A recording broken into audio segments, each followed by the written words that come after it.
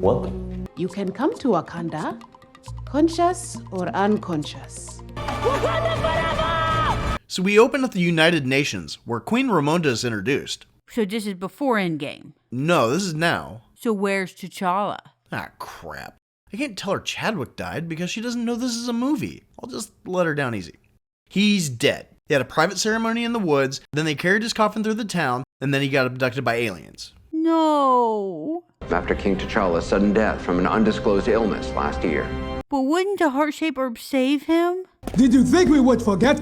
Well, if T'Challa wanted to be king again, he was going to have to challenge his mom, and tradition says that he would have had to been stripped of the power, even if she planned on yielding. So if they stripped him of the power, since Killmonger burned the fields, he couldn't get it back. So when he got sick, Shuri had to try to make a new one to save him. A year has passed since Queen Ramonda was reinstated as ruler of Wakanda. Well, how is she the queen? Well, she was queen while he was snapped away, so either nobody challenged her, or she killed somebody. Shit. Anyway, Queen Ramonda is at the United Nations, but instead of having Dora Milaje with her, she's got these ninjas with horns. And the French and the Americans are asking why she won't let them have any vibranium. And she's like, well, that's funny that you're asking for it, since you tried to take it the other day. See, because there's no Black Panther at the moment, the French army thought that they could just waltz into this facility in Mali and just take some from some nerdy scientists. But they forgot about the Dora Milaje, who take them out with their taser spears. So, like, cattle prods? No, like spears that shock you. So they're not sharp? No, they're sharp as fuck. Like, they can cut through rock. They can just switch to stun mode, even when you're thrusting it into some dude's chest at full force. Old tech, functional, but old. And we see that Shuri gave this chick, Aneka, some taser daggers to try out. But Okoye doesn't approve. She hates them. Anyway, so they take the French out and bring them to the United Nations as a present, but it's more to show in front of the whole world that they're nice, but not to pull that crap again. Don't even think about it. We then go to somewhere in the Atlantic Ocean where the Americans are offshore drilling for vibranium. Because the drill broke, they sent some people down to fix it, and they noticed that the bit hit metal, but failed to see that the metal is glowing. They also have a vibranium detector that they need to extract, but the power goes out and the divers see a jellyfish and die. On deck, a patrol guy sees someone treading water in the middle of the ocean who starts to sing. And then more people pop up in the water and start a choir that's so bad that everyone on deck kills themselves. Please, don't make me listen to your music. The scientist tells this dude to wear earplugs and then go on deck, where they manage to save a guy from jumping, but he's immediately killed when these blue people jump on board and start attacking them. Hey, she blue? The scientist gets to a helicopter that apparently was just up there wasting fuel, and they get away from the blue people. But then someone grabs the tail of the helicopter, spins it around, and throws it into the ocean because helicopters are pretty much only good for crashing. Another happy landing. The queen goes to see Shuri in her lab and asks her if she found a way to remake the heart-shaped herb, because it might be nice to have another Black Panther. But she says she gave up on that after her brother died. I wasn't trying to save the mental with the herb. I was trying to save my brother. But it's the anniversary of his death, so the queen wants her to go with her, but she tells her she has to leave her cell phone behind. So they go camping, where Ramonda tells Shuri to burn her funeral clothes to symbolize that she's done mourning T'Challa, even though she's not even near getting over that. But she's like, you need to get over that shit. I did. Completely forgetting that this isn't the first time she's had to do this. It isn't. But Shuri tells her no, because she can't let go of the fact that she might have been able to save him if she had more time. How much longer, Shuri? I barely began, brother. You might want to pick up the pace. And Ramonda wants to tell her something about T'Challa, but then some guy pops up from under the water and flies over to him using these little chicken wings on his ankles. That thing can fly. You're supposed to be a duck. He introduces himself as Kukulkan. But my enemies call me Namor. And by enemies, he means this one dude he met back in the mid-1600s. And Namor's even a nickname of the name he gave him. So anybody who knows this name is because he told them. I believe your intentions to be hostile. And he tells them that the world is looking for vibranium thanks to T'Challa revealing the real Wakanda to the world, and now they're drilling near his home underwater. He wants them to find the scientist that made the vibranium detector and bring them to him. He then gives them a conch shell to blow when they found the scientist and leaves. And then they turn around to find the vibranium detector by their fire. The next day, the council meets to talk about what they should do. The elder of the merchant tribe assumes that he wants to kill the scientist, and the mining tribe elder's like, okay. I mean, we don't have a Black Panther to protect us from an army. And M'Baku's like, that's because you morons let Killmonger take the throne. Plus, if we do what he wants now, who's to say he won't do this again later? We should find the fishman and kill him. In the lab, Shuri verifies that the machine works, but worse, it wasn't even professionally made. Some are custom parts and others look like they gathered it from a junkyard. You're a dumpster diver. But since it does work, they need to find the scientist, and Okoye wants to take Shuri with her. Out of the question. They track down Agent Ross, who tells them that the scientist is just some student. And Shuri's like, no way some little girl could make that. Brilliance at a young age is not always accepted by the elders. And once they find her, they call the Queen, who's also surprised that a young woman could be so smart. You know, times are changing. Ladies can do stuff now. Apparently, MIT does not have shit on Wakandan education. She's in the American equivalent of a Wakandan village school. But they're ordered to bring her back to Wakanda, so Shuri goes to talk with her and finds out that the vibranium detector was for a school project and not made for the CIA. So Shuri tells her that she's in danger and she'll protect her, but Riri's like, I got class soon, so can we go after? Which is pretty funny because when she thought she was being recruited, she was all about going. So all she had to do was go, yep, that's why we're here. I had it under control. But Okoye comes in and says, if you don't want us to protect you from the army of mermaids that want to kill you, that's fine. We'll take off. So she agrees to go, but the plans for the machine are in a garage across town. After they get there, the FBI shows up to get Riri. So those poor out there are the very least of your worries. And now Riri thinks that she wants to go with the fish people because the Wakandans are nothing but trouble, even though this is the first setback they've had, and the FBI is only looking for her. But Okoye tells her that Namor killed a bunch of Navy and CIA guys, so he's probably going to kill her too. Why kill her if she already made the machine? Do they really think the CIA didn't have any of their scientists look at it before they used it? Well, I'm guessing they think he's on Rogue One logic. We have to kill Galen so while we have the chance. Meaning that if they kill the scientist, no one will ever try to replicate this, even though the blueprints still exist. It's another Death Star. Anyway, so the FBI breach, and Okoye drives off in a Barracuda, Shuri on a dirt bike, and Riri flies out in her own Iron Man suit. Wait! Which side of the road is it? For Bassett, just drive. Okay, calm down. They drive through the town, crashing and blowing up a whole bunch of cars, because they're after Riri, and therefore must die. Even though after Riri took off, they could have just walked outside and been like, we did not know she had that. Oh shit, she got an Iron Man suit! But when they're over a bridge, Riri gets caught in a fishing line, and someone throws a water balloon at the vehicles. A whale then throws a bunch of fish people out of the water, one having very dry feathers for just being in a river. That was me, using magic to dry my clothes. So Dry Feathers tells him to kill Riri, so I guess they did want her dead, which, I mean, was a fair assumption. But then she runs off to kill the remaining cops. I guess they don't know about dash or body cameras. You're recording. Delete that footage. Why are the blue people attacking? They're doing exactly what Namor wanted. I don't have an answer for that question. What? It is a wonder how anything gets done with you people. Okoye then fights the other four. She thinks she killed 3 of them, but they just get back up. And this big blue bastard orders him away. He fights Okoye one-on-one because she cut his cheek, and therefore is clearly a worthy opponent. You bald-headed demon. But he gets her on the ground and is about to stab her with her spear, but, you know, it's a taser spear. But it shocks him instead, and she gets up to fight him. But then Dry Feathers is ready to go home, so she throws a water balloon at Okoye to knock her in the river. And then Shuri gets up and demands that they take them both alive to see Namor. And I'm pretty sure that Okoye wishes that she knew that that was an option about now. But the big blue bastard and Shuri do a post-2020 no-no and share a face mask, and then go to Talokan. The next morning, Ross shows up at the bridge, where we find out that not only is Valentina Allegra de Fontaine the director of the CIA, but also Ross's ex-wife. And after he finds some do-whatever-you-need beads, he has to give her a ride back to headquarters. What I'm doing or not doing on behalf of the U.S. government is none of your concern. Back in Wakanda, Okoye is fired from being a Dora Milaje for losing Shuri. Ramonda's also pissed that she was loyal to Killmonger when he was king instead of her, even though her duty is to protect whoever's on the throne. That was like 6 years ago. Talk about holding a grudge. Well, on the flip side, it's nice to see that women bring up old shit to other women too. I honestly just thought they did it to us. Women are treated equal. But Ramonda isn't done yet. She goes down to the lab and has Shuri's AI track her beads that Ross has, and he lets her know that the US is trying to blame everything on Wakanda. The AI also tells her that the fish people spoke ancient Mayan, so she goes to see Nakia in Haiti to see if she'll track down Shuri, even though she could have just told Okoye to do it, so maybe she could keep her job. I wish to leave immediately to retrieve our princess.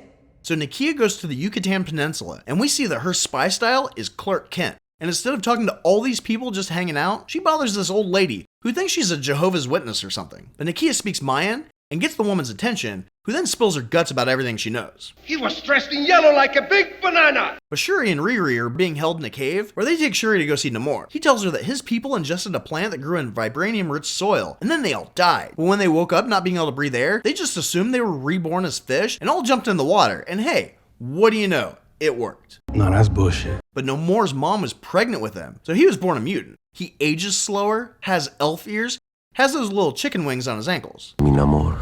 The bedtime story says is a sea nymph. Shuri asked to see Talokan, so he takes her underwater in the suits that he stole from the Americans. We have some of them. Come on. So Nakia gets to the beach, and Wakandan Jarvis tells her that he found a signal from Shuri's earrings, so she follows a jet ski to a cave. And then she goes in, after the queen says that she'll distract Namor. He and Shuri are back in the cave, and he gives her a bracelet that used to belong to his mom and is made from the plant that changed his people. And this is also like his prized possession, so it should mean a lot, but he's just like, here. He then tells her that he fears that the surface dwellers will take over the bottom of the ocean, even though they're just normal people who can't breathe underwater and lack super abilities. He also needs to kill Riri, because if they can get their hands on vibranium, which is only located in their two kingdoms, who can defend themselves with technology way more advanced than their enemies, then they'll eventually be able to take them down. Unworthy king, afraid of being replaced. So what he proposes is that they form an alliance and attack the surface and enslave them first. Our weapons will not be used to wage war on the world. And if Wakanda doesn't agree, then they're going to attack Wakanda first as a sign of strength. And speaking of attack, apparently the US wants to attack Wakanda, so Ramonda calls Namor. News team, assemble!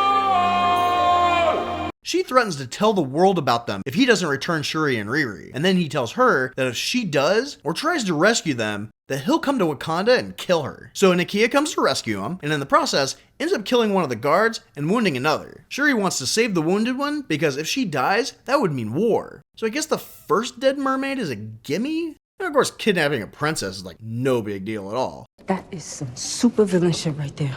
But then they go back to the surface and get abducted by aliens. Namor gets back and finds the dying chick, and another's like, now that they've seen our home, what's stopping them from attacking? They can't breathe underwater and they don't want to? Well, I mean, those should be the answers. But he goes with, I'll stop them. So he readies his army to go attack Wakanda. And since their whole thing is being pissed that outsiders invaded their nations and killed innocent people, they invade Wakanda and kill innocent people. They start by flooding the city, and then they kill all their pilots with their suicidal singing, but the Dora Milaje take out the choir with a grenade. And M'Baku saves some people on a boat, and then celebrates when he throws a merman back in the water. I guess the Jabari are catch and release fishermen. I'm kidding, we are vegetarians. Some dragonfly planes surround Namor, but his chicken wings make him surprisingly fast, and he takes them all out with minimal effort. And for some reason, all these planes have pilots instead of being flown remotely like before. I mean, haven't they lost enough pilots? A lot of casualties. He then goes to Ramonda, but when the glass won't break, he has to throw a bunch of water balloons at the window to get to her. This floods the room, and she and Riri get sucked down a hole in the floor. Come out of that pool right now! Ramonda comes to and saves Riri, but I guess she didn't think to breathe when she put her up on the ledge, and she dies. Sorry, mother. But she didn't necessarily have to, because Shuri comes back in, but Okoye tells him to hold her back, even though she's a trained medic. You will live. Namor's still outside the window, and says that he'll be back in a week, and they can either join him or die. And this might be information you might want to pass on while people are actually paying attention to you. Did you hear what I said? At the funeral, M'Baku tells her that the elders want to move everyone to the mountains, away from the water where they might be safe. So, run and hide. Ross finds Director De Fontaine in his kitchen, where she informs him of Ramonda's death. She also tells him that she bugged and planted the beads, so she could be in the loop. How the hell did she bug the beads? And even if she did, wouldn't Wakandan Jarvis know about it? I don't know, but since he won't be talking to the Queen anymore, she arrests him for treason. So this is a big mess, huh? Shuri thinks that she can use the bracelet Namor gave her to find a way to replicate the heart-shaped herb, while Riri thinks of a way to weaken Namor. If we could find a way to dry his ass out, he won't be as strong. Shuri thinks that she has the heart-shaped herb 3D printed right, and she takes it, hoping to see her family in the ancestral plane. But she turns the corner to see Killmonger. So instead of a heartfelt conversation with a loved one, she gets this dude talking shit about the rest of her family. Your father? He was a hypocrite. And when she wakes up, she's like, didn't work. And then she punches a mannequin and is like, never mind. So after making a grand entrance, Shuri tells the elders her plan of defeating Namor. See, she wants to lure him into a place of their choosing. Well, yeah, the mountains away from the river sound pretty good. I mean, it does, But they're not going to do that. Instead, they're going to take a handful of soldiers on a boat in the middle of the ocean. Bon voyage, Captain. So they know they needed to get him away from water to weaken him. So they go where there's more water? Yeah. Wait a minute. How did this happen? We're smarter than this. But they rigged one of the ships to turn into a giant food dehydrator, so they just need to lure him onto it and turn it on. I like your plan, except it sucks. Couldn't he just crash it into the ocean like he did all the other planes? Shut up. If they can't get him in it, then their plan is just stupid and they're all gonna die. Farewell and adieu to you fair Spanish ladies. So the Wakandans lure them out by using the vibranium detector, and instead of staying invisible and taking a few of his people out, they let them know that they're here, where they're at, Here I am! And then they open fire. The fish people start climbing the boat, and everyone starts fighting by knocking the mermaids back in the water. How does that make sense? Riri has an upgraded suit that looks like it has 80 shoulder pads, and she uses the suit and an AI-driven ship to shoot Namor down and get him on board the ship. You got this. With your heater. Shuri gets on board too, and watches him sweat in the sauna ship. But their sonic emitter on the bottom of the ship gets destroyed, and now they can call reinforcements. Shark! The shark! Even though this lady was literally next to it just stabbing it with no problem. So they release a bunch of water balloon bombs, and the ship rocks enough to knock some of the Wakandans into the water, where they're easier to stab. And speaking of stabbing, apparently they didn't factor in Namor having a vibranium weapon that he could use to cut through the ship. But at least Shuri's smart enough to fight him until they can get to the desert. He stabs at the ship one more time right as they get there, and it blows up. Well, maybe you make it a little stronger. He starts flying around hitting her, but stupidly not going back to the ocean to heal. So she cuts off one of his chicken wings to stop him from doing that. I don't want to clip your wings here. We're both a little overexcited. Back on the ship, Annie and Okoye are in the suits that Okoye hates.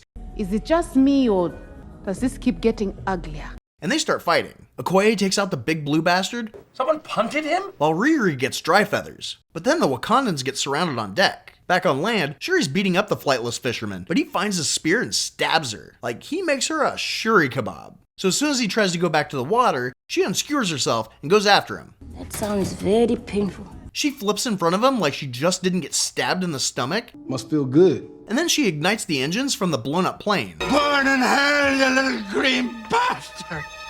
So I'm guessing he's pretty dried out now. But she has a change of heart about killing him. Vengeance has consumed us. I'm done letting it consume me. And tells him that she'll let him live, and that Wakanda will protect not only them, but their secret. So they head back to the boat where they're just in time to save the rest of the Wakandans. You see that? It's called diplomacy. Back in Wakanda, Shuri won't let Riri keep her suit, but she was at least nice enough to rebuild her car. But Okoye does get to keep the Midnight Angel suit that she hates. Funny. Is it the makeup? It's the wrong shade, isn't it? And uses it to bust Ross out of a prison transfer. We also see M'Baku make a challenge for the throne, while Shuri completes the ritual that she was going to do with her mom. But oddly does it in Haiti at Nakia's house. I still think Nakia would have been a better Black Panther. You should take it yourself. She was such a good fighter in the last story. Well, yeah, but she's got something else going on. Raising T'Challa's son. Yeah, apparently as soon as T'Challa got snapped away, she was like, you know what? Screw this. Me and my pregnant self are moving away from the most technologically advanced place on the planet, where my son would be raised as a royal, and I won't have to do something stupid like be a teacher. So after Ramonda's husband was blown up, she had to watch her son die, go on the run, bring him out of a coma, have both her children killed in the snap. Then her daughter-in-law took her only surviving family away from her? Have I not given everything? That's pretty messed up. You haven't hit the like or subscribe buttons yet. Oh shit, am I getting recruited? Right now? Right now. It would be the greatest gift. Oh, I actually dream about that.